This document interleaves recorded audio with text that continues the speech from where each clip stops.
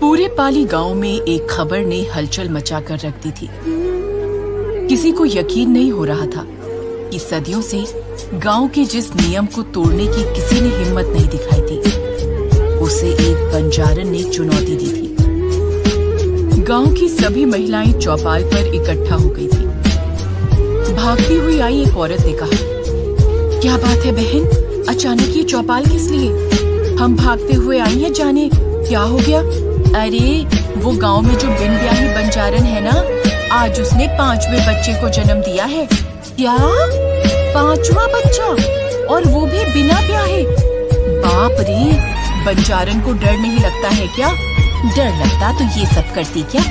मुंह में घूंघट दबाए चलती तो बड़ा मटक मटक के है। ना जाने गांव के किस मर्द को अपने जाल में फंसा के ये सब कर रही है।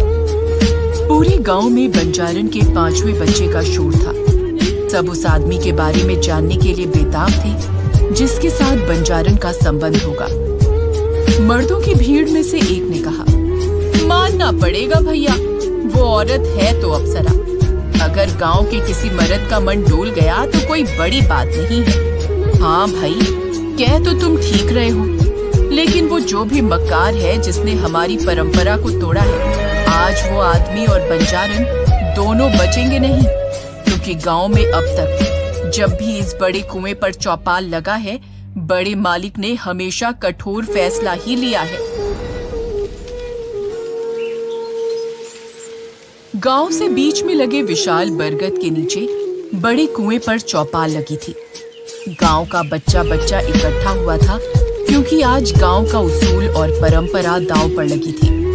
तभी पाली गांव का सरपंच ठाकुर सज्जन सिंह चौपाल की ऊंची कुर्सी पर आकर बैठ गया। ठाकुर सज्जन सिंह ने इशारे से सबको बैठने को कहा और गुस्से में भारी आवाज में कहा, क्या रे मोहन, उस बंजारन के आशिक की कोई खोज खबर है कि नहीं? सरपंच ठाकुर का बायां हाथ मोहन फटाक से बोला, नहीं मालिक, वो बंजारन किसी का नाम ही नहीं लेती। तो जाओ और उसे घसीटते हुए यहाँ लेकर आओ, और हम आखिरी बार पूछेंगे कि किसके साथ उसने मुंह काला कर इन बच्चों को जना है। अगर नहीं बताया तो आज वो होगा जो 50 साल पहले हुआ था। जाओ लेकर आओ उस उल्टा को। जी।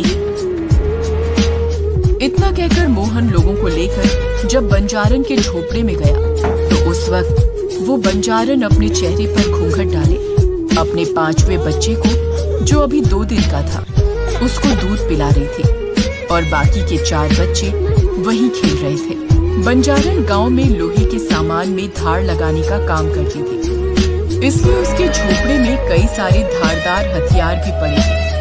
अचानक अपने घर इतने लोगों को देखकर बच्चे रोने लगे और बंजारन जल्दी से अपना घूंघट संभाल बौखलाहट से बोली, मोहन भैया, आप फिर आ गए, और ये सब क्या है? एक अकेली औरत के घर में ऐसे कैसे घुस आए आप? मोहन हंसते हुए बोला, अच्छा, बहुत सारे नहीं, इसको एक बार में एक ही मर्द चाहिए मुंह काला करने के लिए। तो ये सती सावित्री का ढोंग छोड़ और चल चौपाल पर, मालिक ने बुलाया है। मैं कहीं नहीं जाऊंगी, मोहन ने गुस्से में कहा। रघु, इसके बाल पकड़ और ले चल चौपाल, तभी इस उल्टा का मुंह खुलेगा। रघु ने उसके बाल पकड़े और घसीटता हुआ बाहर ले आया। वो चीखती रही, विनती करती रही, लेकिन किसी को उस पर दया नहीं आई। उसके पीछे रोते बिलखते उसके बच्चे आए तो मोहन ने कहा, कैद कर दे इन्हें, पहले इनकी बदचलन माँ से तो निपट ले, फिर मालिक जैसा बोलेंगे वैसा करेंगे पिल्लों का। चलो।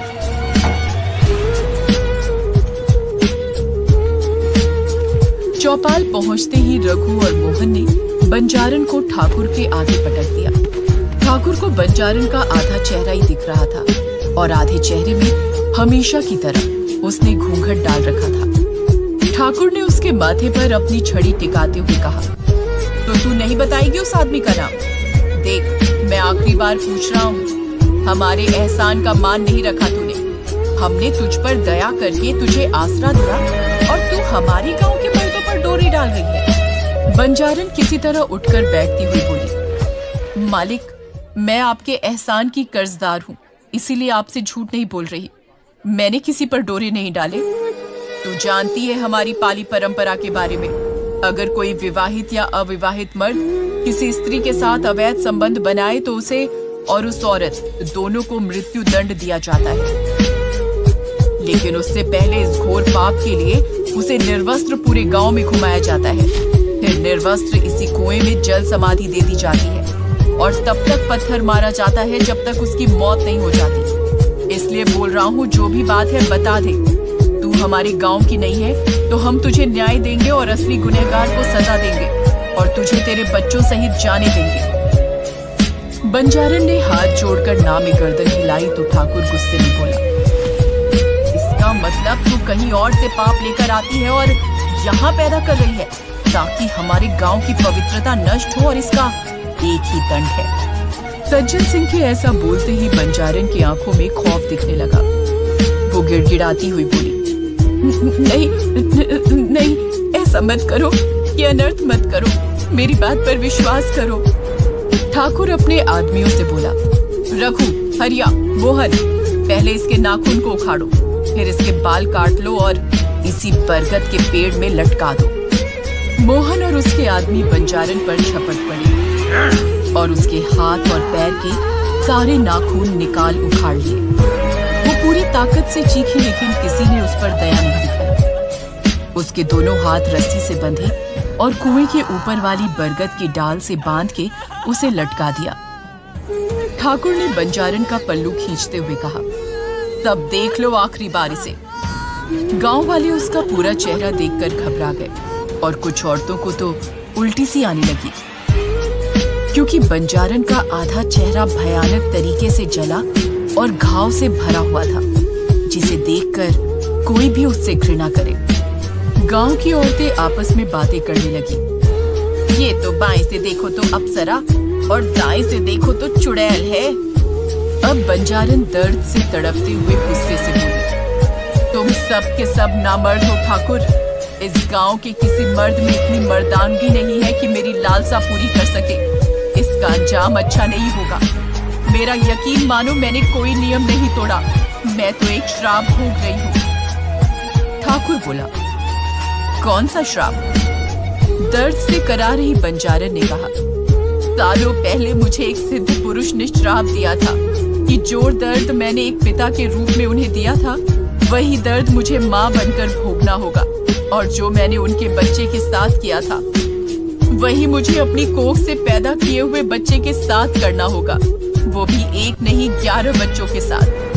तभी जाकर इस मानव रूपी संसार से मुक्ति मिलेगी। और इतना ही नहीं, उन्होंने मेरा आधा चेहरा इतना बदसूरत बना दिया कि इस चेहरे के कारण कामुक से कामुक आदमी भी मेरी तरफ कभी आकर्षित नहीं होगा। इतने भयानक श्राप से मैं बहुत डर गई।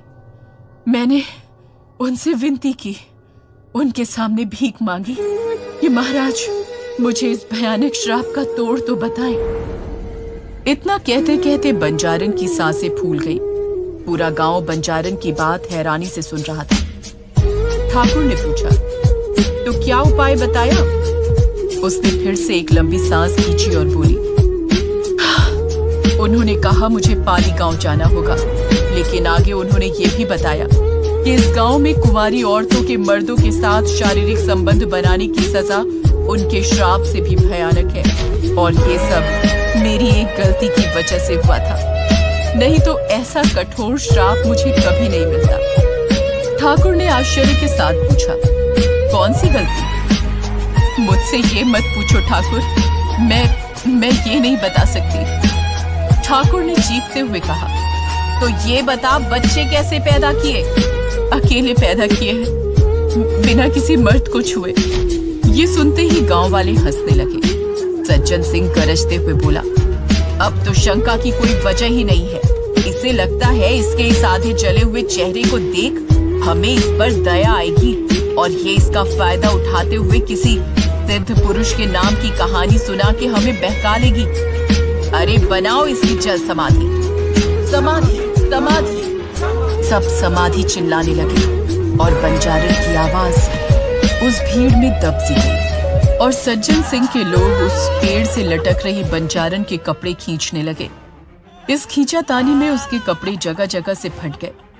ठाकुर गांव वालों को देखता हुआ बोला, जो भी पाली गांव का उसूल और नियम भूल गया हो वो अच्छी तरह से देख ले, उसका यही हाल होगा। सबने मिलकर बंजारन की साड़ी फाड़ डाली थी। अब दर्द से करा रही बंजारन के बदन पर ब्लाउज और पेटीकोट था। हाथ में मशाल लिए ठाकुर ने एक ही झटके में उसका ब्लाउज फाड़ा तो उसके पीठ पर बने निशान को देख उसकी आंखें फटी की फटी रह गई। उसने आज से पहले इस निशान के बारे में सिर्फ सुना था, कभी उसे अपनी आंखों से देखा नहीं था। उसे यकीन नहीं हो रहा था ऐसा निशान वास्तव में हो सकता है। उसने उसकी पीठ की तरफ मशाल बढ़ाई और ध्यान से देखा। अब उसे यकीन हो गया, ये वही निशान था। ये इसके शरीर पर कैसे?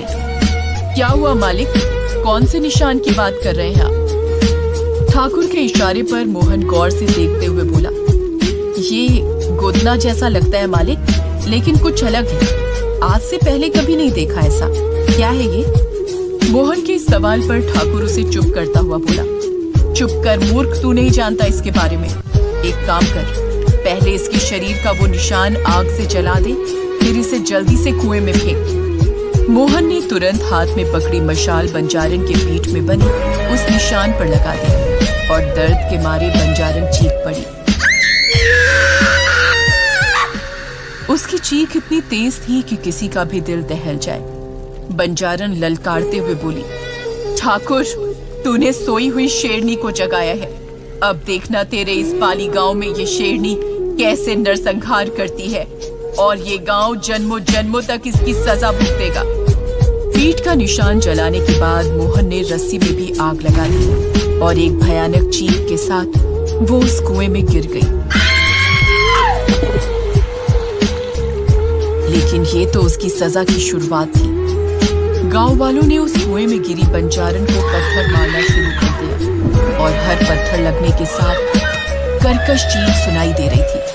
काफी देर बाद जब उसकी चीखें सुनाई देना बंद हो गई, तब सब समझ गए वो अब मर गई।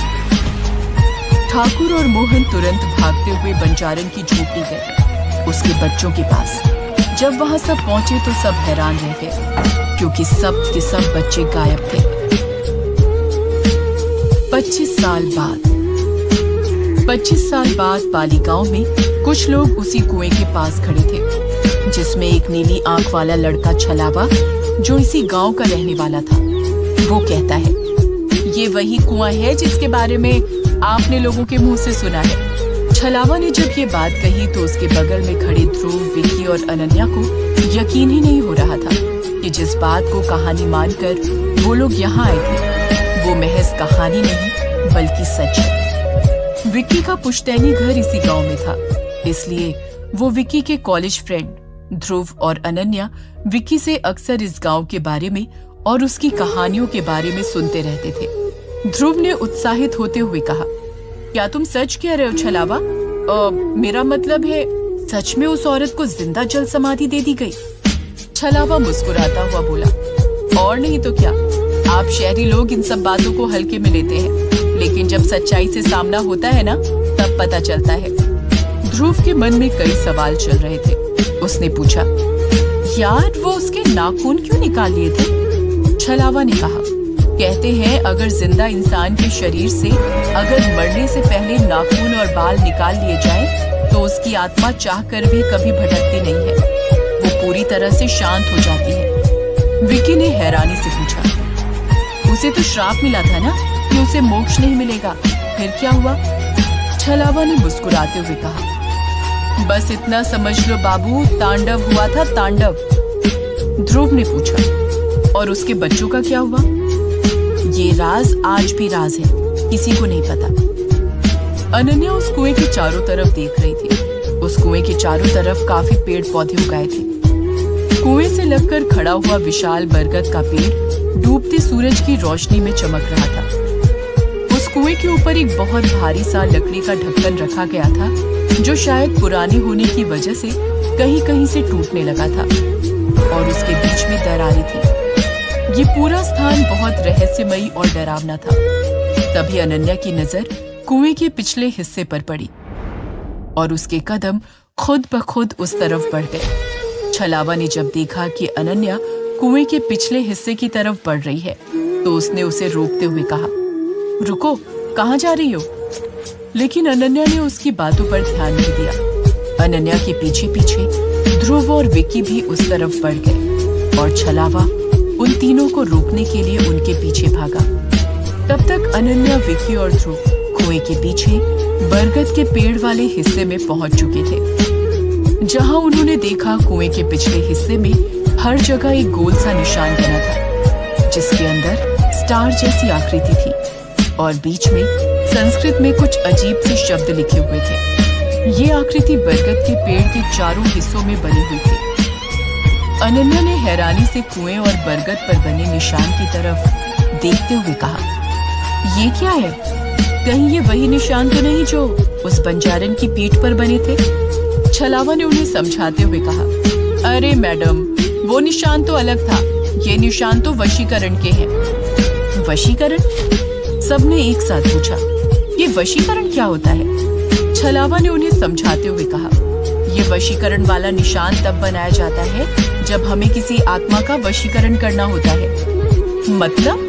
आत्मा का नाम सुन अनन्या अब थोड़ा थोड़ा डरने लगी थी, इसलिए वो ध्रुव के बिल्कुल पास जाकर खड़ी हो गई। ध्रुव ने जब देखा अनन्या घबरा रही है तो उसने धीरे से कहा, हे, तुम घबरा क्यों रही हो? भूल गई क्या? हम यहाँ यही सब जानने तो आए थे। विक्की इन दोनों की बात बड़े ध्यान से सुन रहा था और फिर उसने अपना मोबाइल निकाला और फ्लैश जलाकर उस कुएं के ऊपर रखे ढक्कन की दरार के बीच से झांकने की कोशिश करने लगा। तो छलावा ने उसे रोकते हुए कहा, ये क्या कर रहे हो? अगर गांव के किसी इंसान ने तुम्हें कुएं के इतने नजदीक देख लिया तो गजब हो जाएगा। देखो, यहाँ की जो भी जानकारी थी वो मैंने तुम लोगों को दे दी। अब चलो यहाँ से, रात होने वाली है। अनन्या को पता नहीं क्यों उस औरत से हमदर्दी होने लगी थी और उसने छलावा से पूछा, तुमने ये नहीं बताया कि आखिर उस औरत ने वो 5 बच्चे कैसे पैदा किए थे?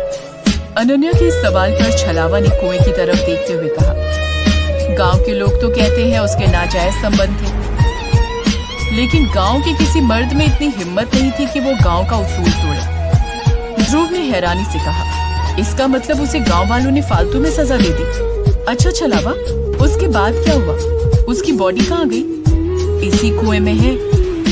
ये सुनते ही ध्रुव, विक्की और अनन्या तीनों अचानक घबरा गए और एकदम से कुएं से दूर हो गए। छलावा ने आगे कहा, और कहाँ जाएगी? जल समाधि में शरीर जल में ही रहता है। विक्की ने हैरानी से कहा, लेकिन हिंदू धर्म में जब तक शरीर को जलाया नहीं जाता है तब तक उसे शांति नहीं मिलती है।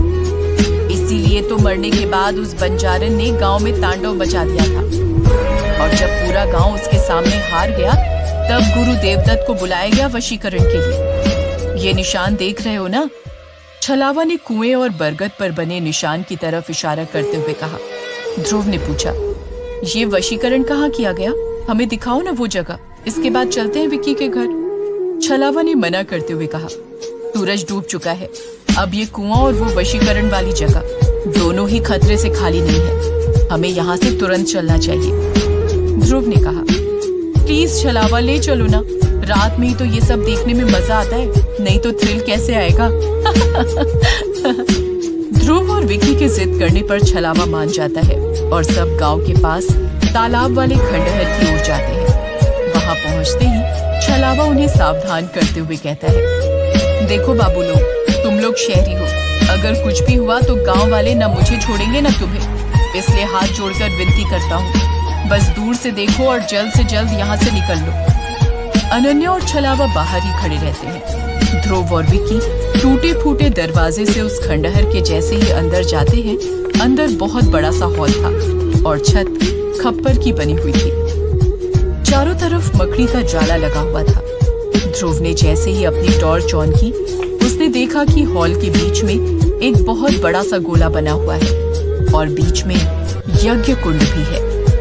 ध्रुव और विक्की दोनों अपने पैर से धूल साफ करके जब गौर से उस बड़े से गोले को देखते हैं तो वो हैरान रह जाते हैं। ध्रुव एक्साइटेड होकर कहता है, यार ये तो वही बिल्कुल प्लान शीट जैसा लग रहा है, जैसा हम हॉस्टल में करते थे। यार अनन्या को बुला, उसको दिखाते हैं। विकी अनन्या को बुलाता है और अनन्या और छलावा दोनों अंदर आते हैं। अंदर आते ही छलावा कहता है, दूर हो जाओ उससे। इसी कुंड निशान के माध्यम से वशीकरण किया जाता है। ध्रुव और विकी दोनों बहुत उत्साहित हैं ये सब देखकर, क्योंकि वो अक्सर हॉस्टल में ऐसा किया करते थे। ध्रुव ने कहा, यार विकी, क्यों ना हम आज एक बार फिर से ट्राई करें जैसा हम हॉस्टल में करते थे। क्या कहती हो अनन्या? अनन्या थोड़ा घबरा जाती है और कहती है, तुम लोग पागल हो गए हो क्या? हम बस यहाँ ये सारी चीजें देखने आए थे, हमें इनके साथ कुछ करना नहीं है। प्लीज चलो यहाँ से। ध्रुव ने कहा, अनन्या, हम लोग ये सब पहले भी हॉस्टल में कर चुके हैं ना, तब हम लोग मजाक में करते थे। आज एक बार रियल में करके देखते हैं, क्या वाकई में ये सच होता है या फिर कहीं सुनाई बातें हैं। विकी भी बहुत एक्साइटेड होता है, लेकिन अनन्या और छलावा दोनों को मना करते हैं। छलावा कहता है, अरे ओ शहरी बाबू, ये कोई हंसी खेल की चीज नहीं है, ये वशीकरण है, वशीकरण। ये सब करके आत्मा को वश में किया जाता है और महागुरु देवदत्त ने यहीं पर वशीकरण करके उस बंजारन की आत्मा को कैद किया था और उसके प्रकोप से गांव को मुक्ति दिलाई थी। लेकिन बंजारन भी कमजोर नहीं थी, अंत में उसने महागुरु देवदत्त को मार दिया था। इसलिए हाथ जोड़कर विनती है कि छलावा अपनी बात पूरी कर पाता उससे पहले ध्रुव ने कहा, अरे क्या यार छलावा, कौन सा हमें सच में करना आता ही है। हम तो बस कॉलेज की पुरानी यादों को ताजा करना चाहते हैं, कौन सा हमारे बुलाने से आत्मा आ ही जाएगी। अनन्या ने घबराते हुए कहा, और अगर उस बंजारन की आत्मा आ गई तब क्या करोगे? ध्रुव ने हंसते हुए कहा, अगर आ गई तो उससे पूछेंगे कौन सी जड़ी बूटी खाकर बच्चे पैदा किए थे। हमारी अनन्या को भी वही जड़ी बूटी चाहिए। कहने के बाद ध्रुव और विक्की हंसने लगते हैं। ध्रुव आगे कहता है, अरे डियर, हम बस कॉलेज की पुरानी यादों को ताजा कर रहे हैं और फोटो खींचेंगे बस, और कुछ नहीं। आ जाओ सब लोग अपनी अपनी जगह पर खड़े हो जाओ। ध्रुव के ये कहते ही विक्की ने अपने बैग से कैंडल निकाली और बीच कुंड पर चारों तरफ जला दी, लेकिन उसमें से एक कैंडल को नहीं जलाता है। पहले तो छलावा मना कर रहा था, लेकिन ध्रुव और विक्की के बार बार कहने पर वो भी गोले में खड़ा हो गया। सबने आपस में एक दूसरे का हाथ पकड़ लिया और ध्रुव ने कहा, यार विक्की, वो मंत्र याद है ना? हे भटकती आत्मा, मेरे पास है तेरी मुक्ति का मार्ग, तू दे मेरा साथ, मैं दूंगा तेरा साथ। आ बुझे हुए दिए को जलाकर अपने आने का सबूत दे। विक्की ने कहा, हाँ याद है ना, और जब उसे भेजना हो तो कहेंगे, दिल से परमात्मा को याद कर, वो जरूर तुझे अपने पास बुलाएगा। जा और सारी कैंडल बुझाकर जाने का सबूत दे। सभी लोग हाथ पकड़कर खड़े हो जाते हैं और एक साथ आत्मा को बुलाने वाला मंत्र पढ़ते हैं, और जैसे ही आंखें खोलते हैं तो देखते हैं सारी की सारी कैंडल बुझ चुकी थी। पूरे कमरे में घनघोर अंधेरा छाया था। ध्रुव ने फटाफट अपनी टॉर्च निकाली और जैसे ही उसने अपनी टॉर्च चालू की, अनन्या गायब हो चुकी थी। ध्रुव ने आश्चर्य से कहा, अनन्या कहाँ चली गई? छलावा ने कहा, तुमने क्या कहा था कि वो जब आएगी तो सारी कैंडल जलेंगे, लेकिन यहाँ तो सारी कैंडल बुझ चुकी हैं। इसका क्या मतलब हुआ? विकी ने बौखलाहट के साथ कहा, अरे ये सब मजाक है यार छलावा, पहले अनन्या को ढूंढो, वो कहाँ चली गई। छलावा ने कहा, शहरी बाबू, ये सब मजाक आपके लिए हो सकता है, उस बंजारन के लिए नहीं। हमें तुरंत यहाँ से निकलना चाहिए। मेरा घर पास में ही है, वहाँ चलते हैं, फिर देखते हैं अनन्या को कैसे ढूंढना है। ध्रुव और विक्की दोनों घबराए हुए थे कि आखिर अचानक से अनन्या कैसे गायब हो गई। कहीं उनसे कोई बहुत बड़ी गलती तो नहीं हो गई। वो भागते हुए छलावा के घर के पास पहुंचे तो वहां जो उन्होंने देखा, उन्होंने सोचा भी नहीं था। अनन्या छलावा के घर के पास एक गोल घेरे में बैठी हुई थी।